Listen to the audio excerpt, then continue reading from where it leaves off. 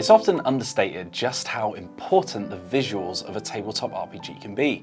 Everything that you're about to see on this list shows exactly how gorgeous a simple rulebook can come out when placed in the hands of the right designers and artists.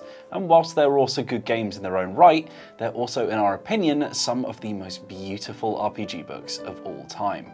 Before we start though, a couple of ground rules. This is not a list of the most amazing RPG artists. We're looking for books that are beautiful as a whole. If you have some truly stunning illustrations, but they're slapped into a bland rulebook with not much design sense, then I'm afraid you're not eligible. Secondly, as ever, these are merely our opinions, and just because your favourite book isn't in here, doesn't mean it's disgusting looking. These are simply the 4 games that we think stand out from the crowd and are in no particular order. So let's kick it off with our first game on the list.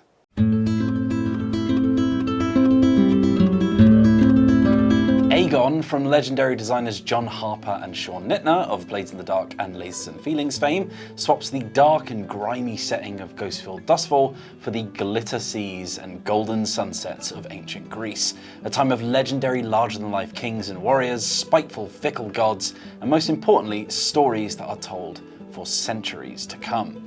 Aegon will see you and your friends telling tales of epic heroes on an Odysseus-esque voyage from mist-covered island to island. It's perfect for one-shots with its episodic one island, one problem to solve cadence, and it's designed in a way that allows players to swap the GMing duties between each other from session to session. Character creation is easy breezy, and you can get a relatively archetypical but fun to play hero built in a matter of minutes. This definitely feels like a game that embraces those classical character stereotypes.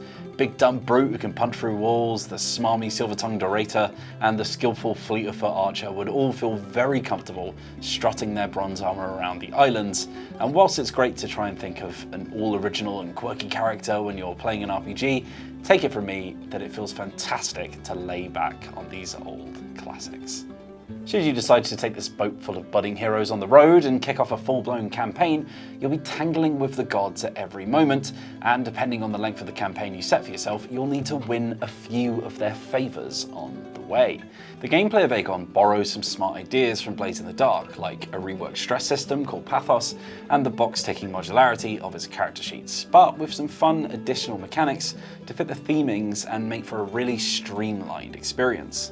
All of your roles are built around characters declaring their names, epithets, and theatre of conflict, then rolling a big dice pool for general conflicts, rather than lots of small incidental rolls as in other systems. You're trying to hit a target number by combining your 2 best dice, and you'll either succeed or fail, but the key thing is that you get to see your result before you say what your character does, which means that you can interpret the results after the fact and build up a more cohesive series of events with your teammates. Aegon uses a unique man-of-the-match style system where multiple players can achieve the same thing, but only one will achieve it best and will be awarded the lion's share of the experience points or glory after the fact. You're working together, yes, but there's a nice hint of competition between everyone in the party. Glory is the key word here because what's the point in being an epic Greek hero if no one remembers who you are? The campaign will see your character travel through multiple islands, earning as much glory as possible to raise the value of their namesake in the world and become a proper legend. When you finally end your story, either through finally making it home, or after appeasing the gods, or just meeting your fate along the way, you'll memorialise your hero and see how far spread and long-lasting their tale will be told. So let's talk visuals.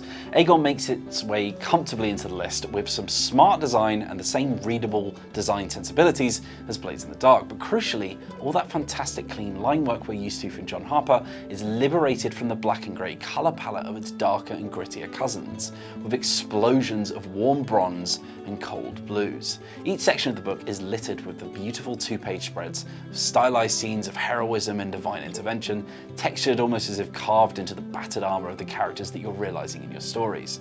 Each illustration would fit perfectly on some ancient Greek pot unearthed in an archaeological dig. For the rules explainer section of the book, the colour palette remains uniform throughout, which then breaks way to glorious pops of colour from all over the rainbow when the scenario modules turn up towards the end. This lets them feel distinct and exciting as you flick through them, eyeing up the possibilities for your next session. My favourite thing about the Aegon book, though, has to be its liberal use of iconography to make the information in the book just as beautiful as the art. At the end of the day, these books, however gorgeous and filled with pretty art, are rulebooks, and they need to be readable and referenced easily. Aegon manages to achieve and really slimline the rulebook with clear and concise explanations of its mechanics, whilst also using really nice tricks in layout and graphic design to let those explanations flow in a really lovely way. The gorgeous character sheets and campaign trackers keep to that promise. They're functional and mystical, with checkmark boxes turned into constellations above your seemingly endless voyage. The material remains gorgeous without being obtrusive to play. Design serves both form and function, and that's what you need to aspire to when putting these books together.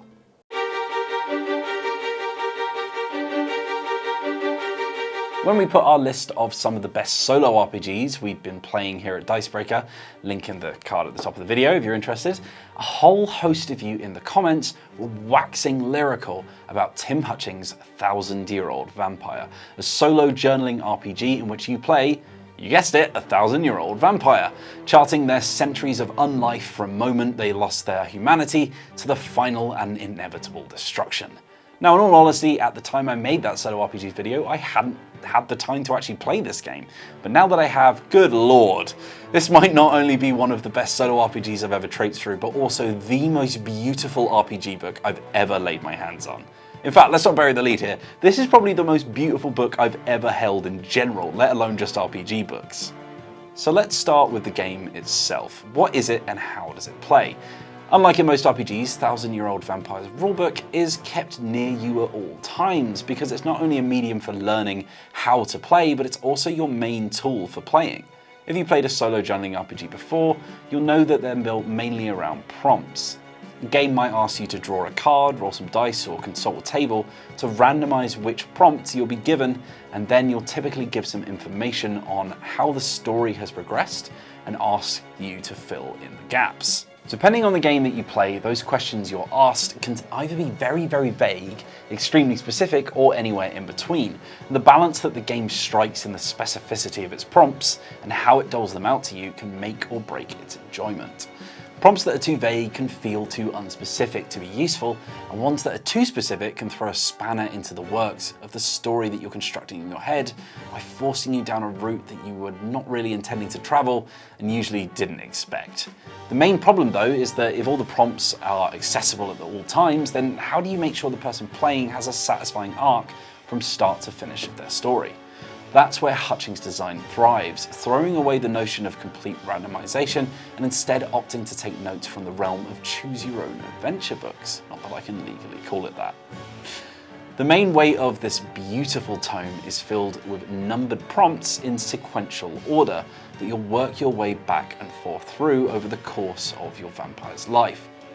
You start at prompt 1 with some initial setup to create your character and their starting situation, and then to move forward with the game you roll 2 dice, a d10 and a d6. You subtract the result of the d6 from the result of the d10 and either go forward or backward that many pages, if it was a positive or negative number respectively. This incredibly simple change has some real hidden genius behind it for a number of reasons. First of all, as all prompts are likely to be found in a certain order and some are just straight up inaccessible until you've reached a certain number of turns, Hutchings can be specific in his writing without forcing things upon his players that they're not ready yet for. So you're not going to get a prompt that asks you to reflect on the past 200 years of your life when you've only been playing for 5 minutes, because it's mechanically impossible. Suddenly, proper structure can be orchestrated in what seems like random prompts to the player, subtly being guided by an invisible hand.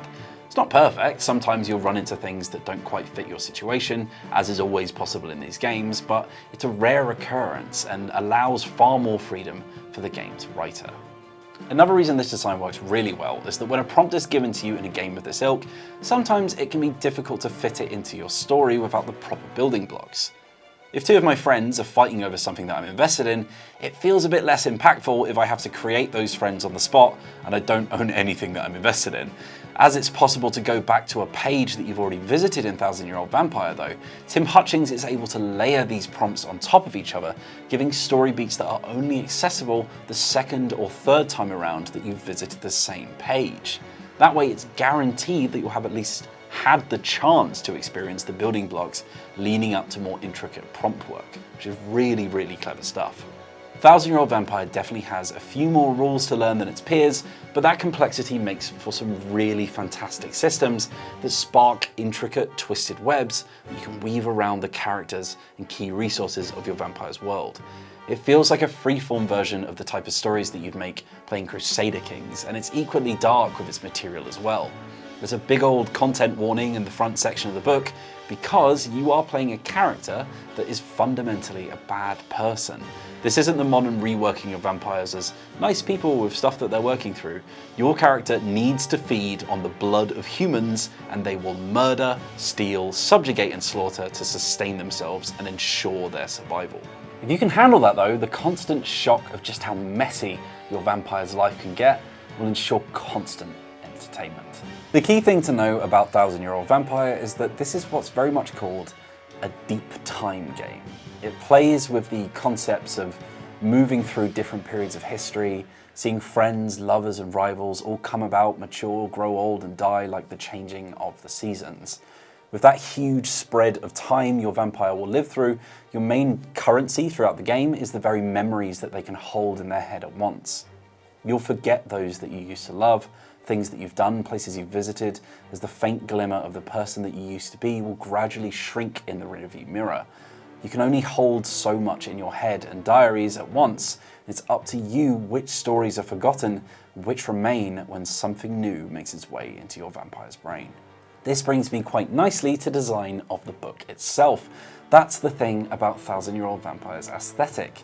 The very themes, philosophy, scenarios and mythos of the book are woven into every single aspect of its visual production. It's a cursed, ancient scrapbook that's been through a million different murders, heartbreaks, pleasures, romances, political intrigues and quiet moments turned to reflective 100-year meditations. This is a book that survived revolutions, industrialization, war, family, struggles and auctions. It's been thrown in the garbage, lost in the depths of a castle, unearthed in an ancient burial site and discovered in the vault of some aristocratic recluse.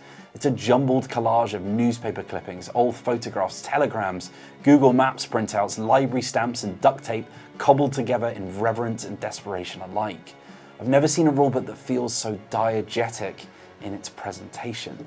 One of my favourite aspects of that design sense is the front cover of the hardback itself.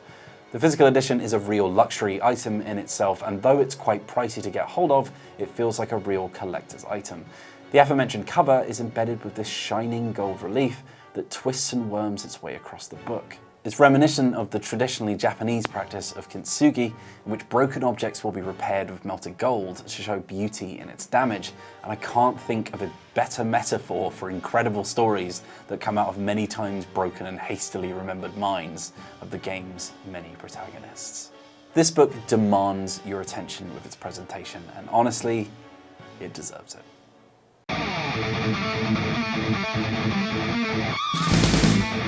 Morkborg! What the hell is it? Well, it's like if heavy metal, punk, violence, scrapbooking, graffiti and zines all got shoved into a blender and then they put the remains through Illustrator and just rolled with what came out the other side. Morkborg is brutal, unflinching and indulgent. It is both deadly and easy to grasp. It's equally disgusting and hilarious. A part of the OSR movement, which stands for Old School Renaissance, Morkborg looks back at the olden days of role-playing with its deadly dungeon crawls and straightforward nuts and bolts designs, and says, why aren't we doing that anymore? I can think of a few reasons myself, but if you harken back to Thaco and think, yeah, that was good, then this might be one for you.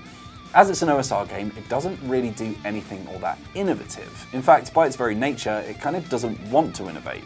If you've played an RPG before, you've probably seen everything this game has to offer mechanically in other books. However, this book boasts some absolutely fantastic writing and, of course, visual design. Let's talk about the writing first. This game is an absolute trip. It's completely filled to the brim with weird and eldritch randomization tables for classes and traits and weapons and all sorts. Yes, you can roll on an equipment table to see what starting items you have. You can do that in any book, really.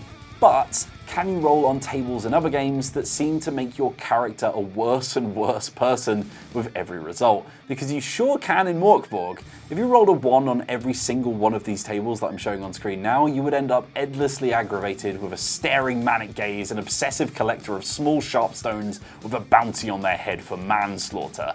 An online character generator, which you can find online right now, and I'll pop a link to in the description of this video, is literally titled Scumbertha. Your characters in this game hate each other, the world hates them, and you probably hate your character too. This is a universe in which fluffing a spell cast can end up in your skeleton trying to tear itself out of your own body and kill you. The game revels in your character's suffering, and it invites you to as well. At the end of the character creation summary, step 5 instructs, name your character if you wish, it will not save you. OSR games always fall down two paths for me. They're either a light-hearted jaunt in a weird world with old-fashioned rules that are designed as a fun distraction, or they're musty, dull books that shout, "I miss when rulebooks were broken and indecipherable," intended for audience that say reject modernity, embrace tradition without a single shred of irony. Morkborg feels like a massive middle finger to that mindset. It's comical in its grimdark persona. I'm not even sure if this game is meant to be played. Is it a game? Is it an art piece? Is it a statement? I don't know, man, but it's fucking cool. So what does this book look like? Why is it one of the most beautiful RPGs of all time? Well, you've probably seen from the B-roll already flying over the screen that this rulebook does not gently guide you into a colourful and digestible fantasy world. It sellotapes a tourism pamphlet to a warhammer and smashes you in the face with it. Turning pages in this book is like having your butt press the remote accidentally when you're watching a period drama and being blasted with Slipknot music videos and neon adverts for tattoo parlours flashing all over the screen. Morkborg laughs in the face of stylistic cohesion. It changes colour palettes on every page, flashing between 90s Doom Shooter and Sex Pistols album cover. There are more fonts in this book than on a website that sells fonts. It just works. Morkborg doesn't need a style guide, it simply demands that every page in its small book is full of bombast, anger, and explosivity. I'm not the first person to think this game kicks ass. In fact, in the yearly RPG awards, the Ennies, Morkborg picked up silverware in all 4 of the categories that it was nominated for. Unsurprisingly, that included the top prize for Best Layout and Design. So if you like Swedish doom metal, edgy grimdark worlds, and outrageous designs, then pick this thing up. Even if it just sits on your coffee table, I reckon it's worth checking out.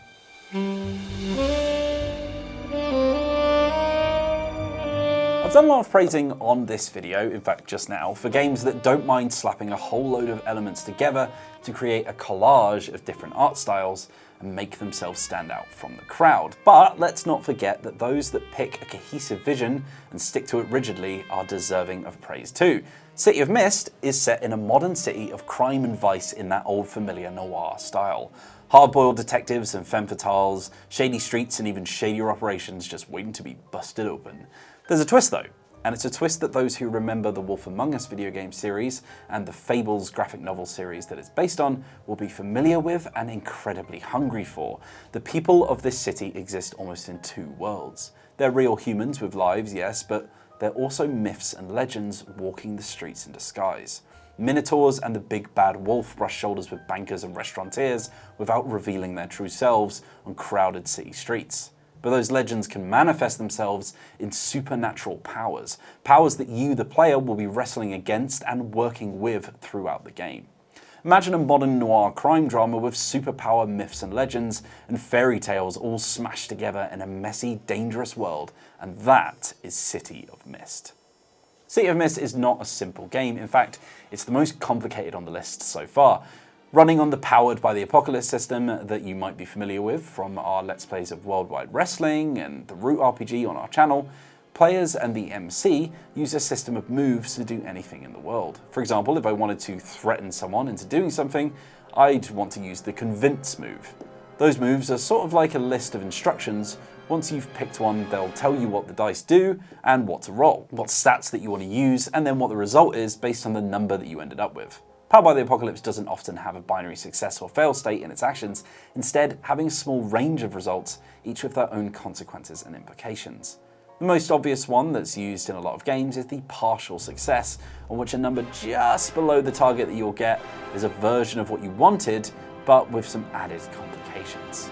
Powered by the Apocalypse is a system that a lot of designers swear by. It's very modular and easy to adapt into any setting, which makes it a solid basis for games that are very entrenched in their settings. Because it's so far-reaching though, it can often have games feeling like different editions of each other in a slightly altered skin. City of Mist not only loads a mass of content on top of the already existing core rule set that Apocalypse provides, but the designers also weren't scared to tweak that core rule set to work in the game's favour. Everything in City of Mist's admittedly quite large rulebook is in service to the fiction it's trying to deliver. It pushes for cinematic excitement and drama in this mashing of real and fantasy worlds. There's a similar philosophy in City of Mist visual design as well. As I said before, everything is in service to conveying the world that they want you to immerse yourself in. You're a gumshoe sprawling the streets in this weird and wonderful world, picking up clues and chasing perps, and that's the feeling that the layout and the design of the book is always reminding you of. Flicking through the pages of City of Mist rulebook is like thumbing through a dense and sloppily looked after case file in some fictional detective agency. There's as many scrawled notes and highlighted faxes as there are coffee stains and cockroaches. It's grimy yet functional and feels delightfully in-world. There's even a page where someone seems to have left their takeaway bowl directly on the page, which is fantastic. City of Mist's setting is bifocal though, because in this gritty and tangible world are things that defy logical explanations. Norse gods and ancient folk monsters, storybook characters and old wives' tales. That split between real world and mythic is physically manifested in the book whenever the rules delve into discussion of the mysterious and otherworldly. Plain-faced documents and yellowed pieces of paper burst open into dark, neon-soaked purples. Immediately before you even read a single word on the page, you can flip to a random part of the book and know exactly what the subject matter is due to that uniquely visual identifier. And why should the book look exactly the same on two pages when one talks about unleashing magical powers of your alter ego and the other discusses what downtime looks like? The book revels in making the supernatural hooks of the game's setting be just as visually appealing as they are narratively, but also as mysterious and dangerous looking as you'd expect. City of Mist is a pulpy setting, and as such it makes perfect sense to illustrate such a world in comic book style. It does feel like a love letter to Bill Willingham's graphic novel series, as whole spreads of art would feel just as at home with a DC logo on top of them as they would with rules on how to use a move in the book. The book makes liberal use of their comic book art style to give life to the characters inside of it, with full panelled sections of plot and dialogue with example characters. It's part RPG, part graphic novel, and honestly, even if you never play it, you might just enjoy immersing yourself in the world and the fantasy of the setting and enjoying the miniature stories throughout the book. Suddenly, that art style becomes not just for show, as the panels help to guide you into the game itself. Those splashes of art look even more fantastic when turning to the MC Toolkit, which is essentially the Game Master's Guide, where the example campaign set at the back of the book comes with gorgeous hand-illustrated maps of scenes that the players can play and investigate in. They're neon-soaked taverns and dingy offices, all deliciously detailed and ready to explore. My favourite thing about these illustrations is that they show off the broad, bold uses of colour that the artists for the book were so confident in using. These maps are generic enough that they can be reused for other sessions as well, and the publishers provide plenty of pre-made campaigns, like one might expect from competitors like Dungeons & Dragons. Even if these games might not end up being some of your favourites of all time, they're still some of the most gorgeous things to have on your shelf, and they thoroughly raise the bar for all books that come after them to be a lot more interesting and bold with their design choices.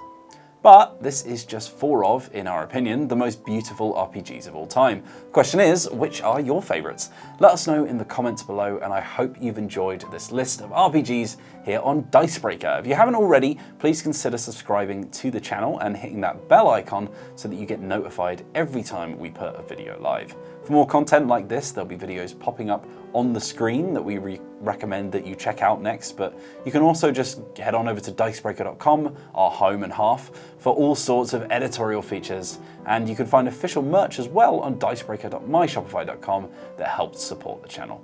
Thanks so much for watching, and have a beautiful day.